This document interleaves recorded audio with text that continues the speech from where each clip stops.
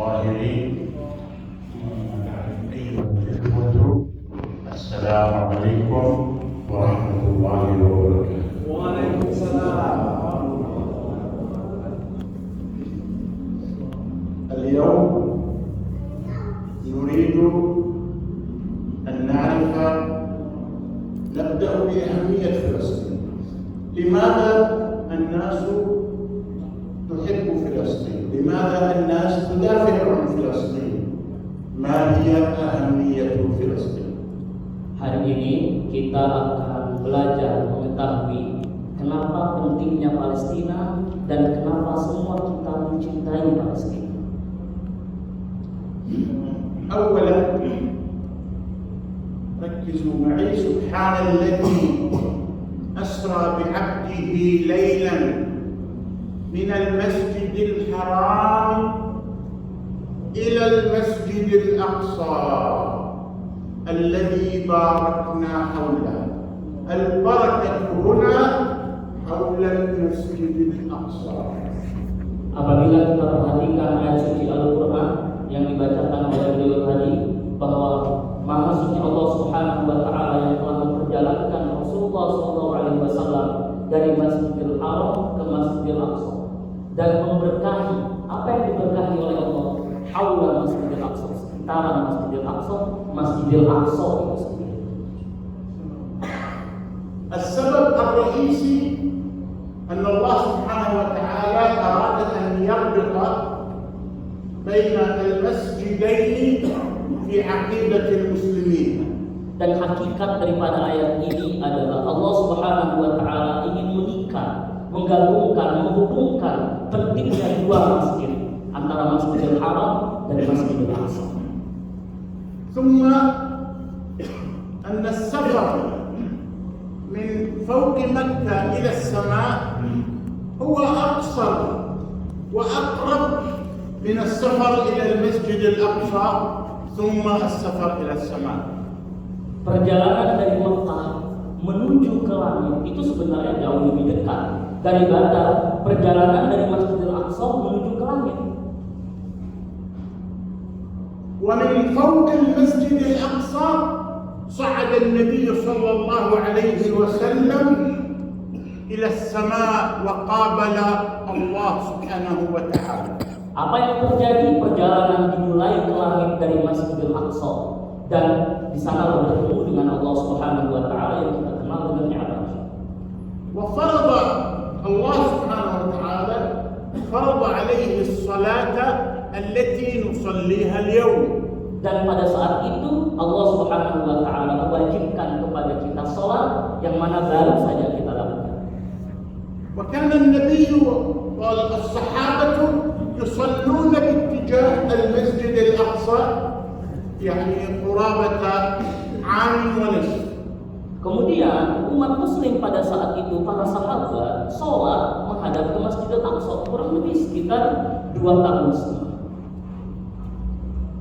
الله سبحانه وتعالى أراد سيدنا محمد أنه عندما ينزل هو لا يذهب إلى مكة مباشرة وإنما ينزل إلى المسجد الأقصى أيضا. Karena yang dimaksudkan oleh Allah Subhanahu wa Ta'ala ketika Rasulullah turun dari langit bukan langsung ke Masjidil Haram, akan tetapi di Masjidil Aqsa. وكان قد صلى في الأئمة في المرسلين كلهم صلى الله عليه وسلم، كلهم كانوا خلفه وصلى بهم واستلم منهم راية الدين. خلاص.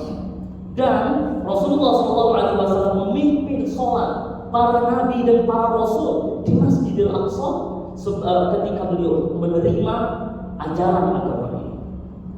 فلا نصرانية ولا يهودية ولا بوذية ولا أي نوع من الديانات كلها حتى الديانات السماوية انتهى، ومن يأتي بغير الإسلام دينا فلن يقبل منه. Dan pada saat itu tidak ada lagi agama Nasrani, Yahudi, semuanya bersatu di belakang Rasulullah SAW. Tidak ada agama lagi yang diterima kecuali agama Islam. إذن الصلاة فرضت في الأقصى. الصلاة قبلة المسلمين كانت للأقصى قبل أن تتحول إلى اتجاه مكة. Dari sini kita mengetahui bahwa sholat diwajibkan ketika perjalanan dari Masjidil Aqsa, kemudian juga sholat kiblat pertamanya adalah Masjidil Aqsa. الآن ماذا يعاني المسجد الأقصى الآن؟ Sekarang apa yang dimaksud dengan Masjidil Aqsa? Apa maksud daripada Masjidil Aqsa sekarang? يحتله الصهاينة اليهود.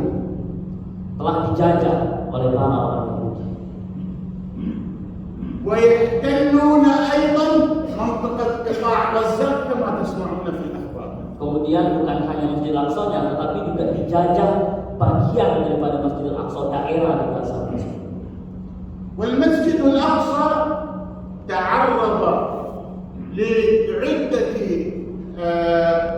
يعني هجومات في تاريخه الطويل. قبل غزة كان يتعرض للهجوم من قبل الصهاينة المحتلين. Kemudian Al-Aqsa jauh sebelum kita kenal dari penjajahan Palestina, Al-Aqsa memang sudah dijajah, sudah mulai dicoba untuk dihancurkan, kemudian dirusak oleh orang-orang yang ingin menghancurkan. وكان الصهاينة قد أحرقوا المسجد الأقصى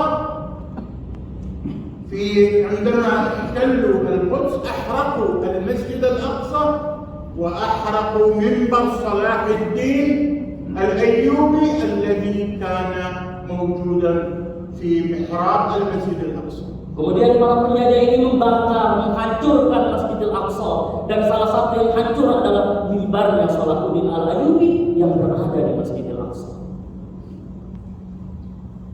وقام بعض الناس ببناء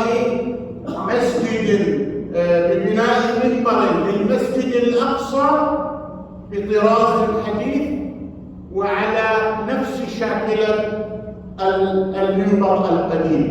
Kemudian beberapa orang mencoba untuk membangun kembali mimbar Salahuddin Al-Ayyubi persis seperti apa yang pernah dihancurkan tersebut.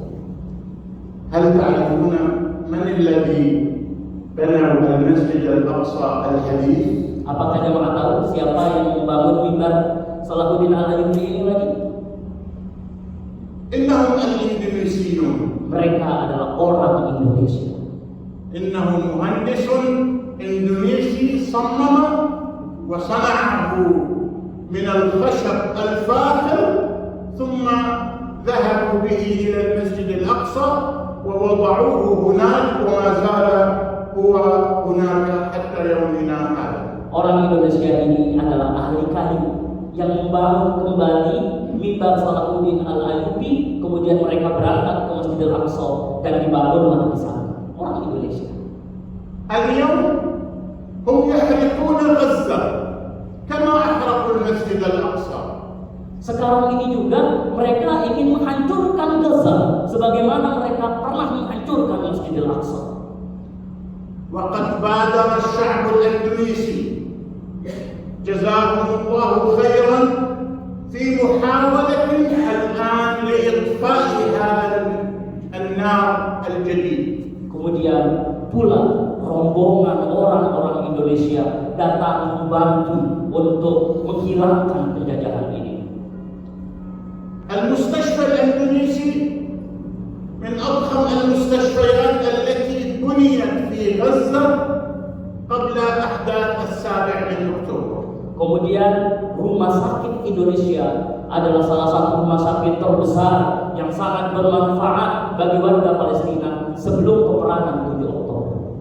اليوم نحن نريد أن نعمر المستشفى الإندونيسي كما عمرنا المسجد الأقصى في ذلك الزمان. Kita ingin memanfaatkan, kita ingin berusaha untuk memanfaatkan fasilitas di rumah sakit Indonesia sebagaimana Masjidil Aqsa. سأتحدث قليلا فقط عن وضع الإنسان في قطاع غزة اليوم. Kita akan berbicara sedikit tentang kondisi orang-orang yang berada di Palestina. الآن 60,000 شهيد قتلوا في غزة. Sekarang sudah tercatat 60.000 yang telah terbunuh di Gaza. 60.000 orang. هذا فوق الأرض. أما تحت الأرض تحت الهدم فهناك حوالي أيضا 10,000 آخرين. Itu yang nampak, yang terlihat. Tetapi yang tidak nampak, yang terkubur itu jauh, puluhan ribu, 10.000 mungkin ada. البرد الآن يقتل الجوع والعطش. البرد الآن يقتل الأطفال في غزة. Kemudian sekarang bukan lagi bom yang membunuh, tetapi kemiskinan, kelaparan, bahkan dingin yang sangat parah membunuh warga Gaza. في أحد المستشفيات استيقظ الأطباء صباحا فوجدوا أن الأطفال حديثي الولادة 6 منهم قد تجمدوا من البرد وماتوا. Seorang dokter menyaksikan langsung ketika bangun dari tidur di pagi hari, 7 bayi kecil yang baru lahir membeku karena kedinginan. لا يوجد كهرباء للتدفئة ولا يوجد حتى الغاز ولا أي مادة لتشغيل التدفئة. Tidak ada listrik, tidak ada gas, tidak ada apapun untuk menghangatkan warga Gaza. هؤلاء الأطفال ذكروا في القرآن في سورة عندما قال الله سبحانه وتعالى إذا الشمس كورت إلى آخر حتى وصل وإذا الموءودة سئلت بأي ذنب قتلت. Bayi-bayi kecil ini disebutkan di dalam Al-Quran bahwasanya orang-orang yang terpapar, yang mati, yang meninggal, semuanya terpapar dan meninggal di sana. تخيلوا أن الموءودة الطفلة التي قتلت ظلما، هذه الموءودة هي التي تسأل يوم القيامة عن أعمال الناس، وليس كمثلنا نحن نسأل عن أعمالنا. لا، الموءودة تقول هذا قدم لي تبرعا، هذا قدم لي شارك في المظاهرة، وهكذا. Anak-anak kecil tadi ini yang disebutkan di dalam Al-Quran, atau orang-orang yang meninggal ini yang disebutkan di dalam Al-Quran, semua kita akan ditanya ketika kita kembali ke akhirat nanti oleh Allah Subhanahu wa Ta'ala. Apa yang telah kita berbuat kepada mereka, apa yang telah kita lakukan kepada mereka, apa yang bisa kita bantu dari mereka, semua kita akan ditanya. فإذا سئلت كل واحد يسأل نفسه ماذا قدم للمقتولة الطفلة. Kemudian ketika kita ditanya, maka mari kita bertanya kepada diri kita sendiri, apa yang telah kita perbuat bagi orang-orang yang sudah meninggal atau anak-anak yang meninggal ini. إنه سؤال عظيم يجب أن يستعد كل إنسان مسلم في الدنيا ليجيب هذا السؤال: ماذا فعلت للموءودة؟ Ini pertanyaan yang sangat luar biasa yang harus kita tanyakan kepada diri kita sendiri, dan jawabannya harus kita persiapkan. Apa yang telah kita perbuat terhadap orang-orang yang telah meninggal ini? Apa bentuk perbuatan kita? أنا لا أريد أن أطيل عليكم، فهناك كلام من الإخوة في جمعية العلماء وفي جمعية بزنس الذين يرعون هذه الجراح ويسعون، ونحن نثق بهم أنهم سيوصلون الطعام والماء والعلاج إلى أهلنا في قطاع غزة. Saya tidak akan berpanjang kalam terkait bab tentang apa persiapan jawaban kita nanti itu. Karena nanti insya Allah dari tim Basnas dan tim yang lainnya akan berusaha untuk mengumpulkan dan nanti akan disampaikan langsung kepada setiap orang yang terdampak berada di Gaza tersebut. يكون السؤال من ذا الذي يقرض الله قرضا حسنا؟ منا جميعا يدفع لله. الله سبحانه وتعالى لا يأخذ المال، لكن أنت تعطيه للفقراء فينزل في يد الرحمن. من الذي يريد أن يعطي لله مالا؟ Kalau kita kutip dari ayat Al-Quran, siapa yang hendak berbisnis atau memberi kepada Allah Subhanahu wa Ta'ala, yang pada hakikatnya Allah Subhanahu wa Ta'ala tidak menerima pemberian apapun, maha kaya. Akan tetapi ketika kita membantu orang yang membutuhkan, maka sesungguhnya bantuan kita akan jatuh langsung di dalam pelukan rahmatnya Allah Subhanahu wa Ta'ala. Maka siapa di antara kita yang mau berada di dalam pelukan rahmatnya Allah Subhanahu wa Ta'ala? والبركة تأتي للمتبرع. ألم نقل باركنا حوله؟ البركة تأتي إلى مسافات بعيدة للمتبرع. الله سبحانه وتعالى يبارك في ماله وفي أولاده. Di awal tadi kita sebutkan bahwa barokah berada di sekitaran Masjidil Aqsa, dan keberkahan ini akan sampai kepada siapapun yang berbuat baik, yang membantu Masjidil Aqsa ataupun orang-orang yang berada padanya. Al-Khulasa, kesimpulan, Al-Masjidul Aqsa bawabatus sama. Al-Masjidul Aqsa qiblatul muslimin al-ula. Masjidil Aqsa adalah gerbang menuju ke langit.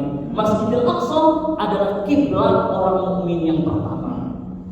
وهو الآن محتل من أناس يعني ليسوا من البشر، إنهم نقول من الحيوانات. Sekarang tempat tersebut telah dijajah, telah dirusak oleh sekelompok orang yang mungkin tidak bisa kita golongkan kepada manusia, tetapi mungkin kepada hewan dan lain sebagainya dari sikap dan perbuatan mereka. يقولون الصهاينة اليهود يكتبون في الإعلانات ادفع دولارا تقتل مسلما. Orang-orang jahat ini, orang-orang penjajah ini menuliskan di dalam pengumuman yang disebar di sosial media bahwa bayarlah $1 untuk membunuh satu orang Palestina. ونحن نقول لكم Dan kita sampaikan kepada mereka, ادفع دولارا تنقذ مسلما. bayarlah $1 untuk membangkitkan orang-orang yang ingin dibunuh oleh mereka. تحرير المسجد الأقصى واجب على كل المسلمين ليس الفلسطينيين وحدهم. Membebaskan Masjidil Aqsa adalah kewajiban bagi seluruh umat muslim, bukan hanya untuk penduduk Palestina saja.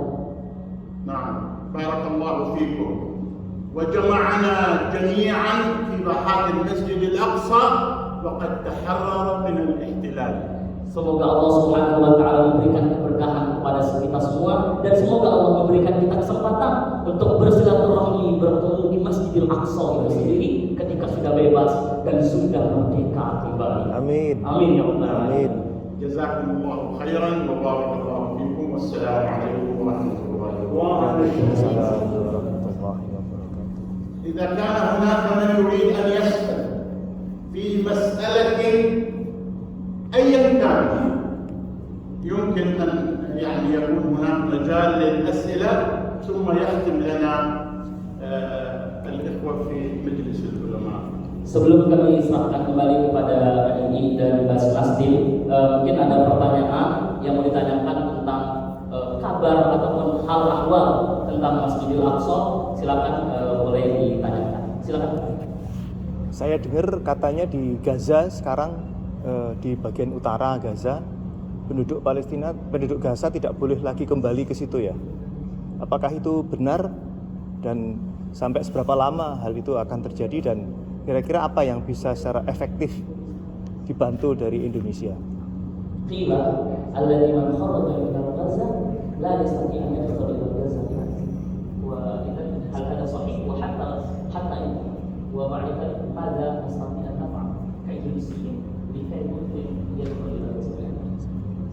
يخرج من غزة الآن فقط المرضى أصحاب الأمراض الخطيرة. Jadi informasi yang pertama bahwa yang boleh keluar dari Gaza sekarang ini ataupun yang keluar dari Gaza meskipun sudah boleh dibuka itu hanyalah orang-orang sakit saja, yang sakit parah. فتح المعبر قبل أيام حتى يخرج الفلسطينيون من غزة. الفلسطينيون يريدونهم أن يخرجوا من غزة. Jadi memang telah dibuka perbatasan itu.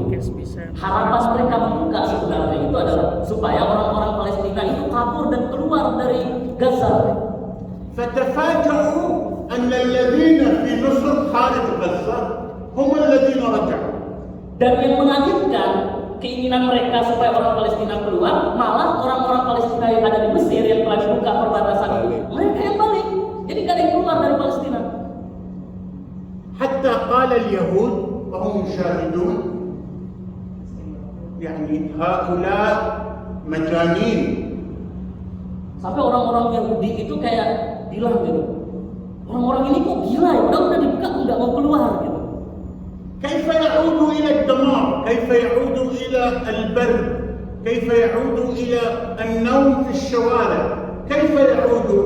إنها فلسطين المحفورة في القلب الفلسطيني. Mereka orang Yahudi mengatakan, kenapa sih mereka mau kembali di dalam kesengsaraan, kembali ke ada rumah mereka tidur di tempat-tempat yang nggak ada tenda, kedinginan.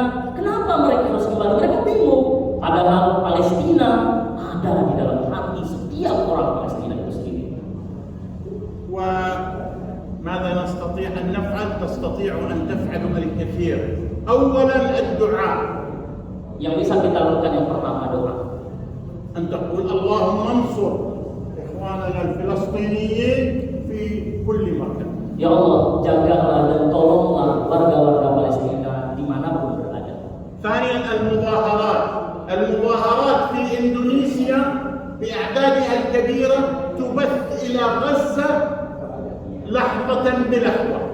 Kemudian mungkin bantuan dan lain sebagainya yang dikirim dari Indonesia ke Palestina pelan-pelan saja. وهم سعداء الفلسطينيون. أنتم يعني ترفعوا معنوياتهم، تشجعونهم على الصمود في وجه الصهاينة. Dan mereka bahagia melihat kita membantu mereka, itu sangat bahagia. Dan kita semua orang Indonesia itu telah memberikan kebahagiaan dan optimisme kepada mereka kembali. أما الباقي من التبرعات فإن الإخوة في مجلس العلماء الإندونيسي والإخوة في بزنس هم سيتولون هذه المهام. Kemudian bantuan-bantuan lainnya mungkin yang bisa disampaikan melalui perantaraan Basnas dan MUI, dan insya Allah ini seperti yang disampaikan oleh beliau tadi akan menambah kebahagiaan, membantu mereka dan juga menambah optimisme mereka. Seperti itu. Wa min nisbati yani hatta inta ada yani Palestiniyun fil kharij la yastati an yadkhul al-hada sahih. الآن الفلسطينيون في خارج غزة في خارج فلسطين هل يستطيع أن يدخل إلى فلسطين؟ الآن لا يستطيع هو الآن، لكنهم فتحوا مرة واحدة فدخل الفلسطينيون يجلسون في سيناء المصرية وهم ينتظروا أي فتح حتى يرجعوا إلى غزة، وهم يقولون لهم لا ترجعوا، هذه أرض، هم يقولون لا، هنا هذه فلسطين، هنا ولدنا وهنا نعيش وهنا نموت ونحيا. Jadi pernah dibuka, ketika dibuka sekali langsung masuk berbondong-bondong orang ke Palestina, kemudian ditutup lagi. Dan akhirnya sekarang itu orang-orang Palestina menunggu nih kapan kembali lagi dibuka. Maka dan orang-orang ini takut untuk dibuka kembali gitu. حتى أنا لا أستطيع الآن العودة، لا أستطيع. Kalau saya tanya sampai kapan? Sampai sekarang kami pun tidak tahu sampai kapan ini akan terjadi. الكثير العلماء الذين معنا من فلسطين بعضهم جاء من غزة والآن هو لا يستطيع أن يرجع. Sebagian orang yang safari untuk berdakwah dan menyampaikan kabar tentang Palestina, masyayikh teman-teman beliau ini ada juga yang keluar dari Gaza karena untuk menyampaikan pesan ini kepada kita semua, dan efeknya mereka tidak bisa kembali untuk sementara ini. إذا في سؤال أو إذا أردتم أن Ya, kalau masih ada pertanyaan silakan. Kalau memang diakhirkan juga tidak apa-apa.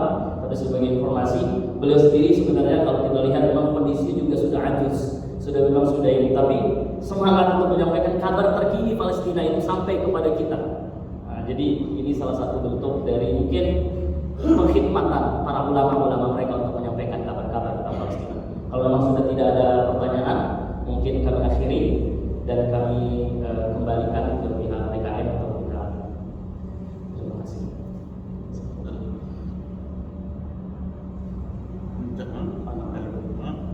Dari Mas cukup. Terima kasih. Fadal.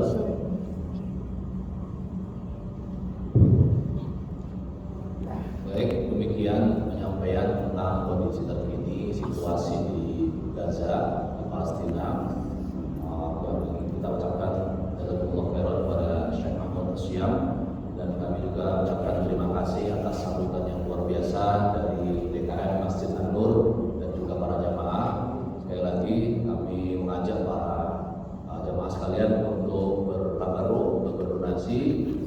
Semoga kita dijadikan oleh Allah di bulan Ramadan ini sebagai ahlus sedekah, ahlul khair, dengan bantuan kita kepada saudara-saudara kita di Palestina. Insyaallah bantuan yang kita berikan akan sangat bermanfaat bagi mereka semua, khususnya untuk mendukung kemerdekaan Palestina yang dulu sudah mendukung Indonesia untuk meraih kemerdekaannya.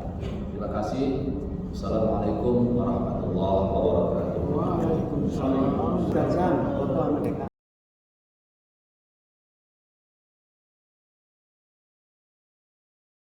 نحن يعني مطلوب أن تدفعوا إلى الهيئات مثل هيئة العلماء والبزنس وهم يبنون البيوت من جديد إن شاء الله. Yang bisa dilakukan itu adalah ya kita membangun ulang rumah-rumah itu gitu. Karena itu yang sudah dirampas itu bukan hanya dirampas, tapi dihancurkan supaya tidak bisa layak dipakai. Oh, bukan dirampas. Bukan hanya dirampas. Dihuni oleh si Yahudi kan? Kata beliau supaya tidak layak lagi dihubungi. Oh, bukan dirampas hak miliknya.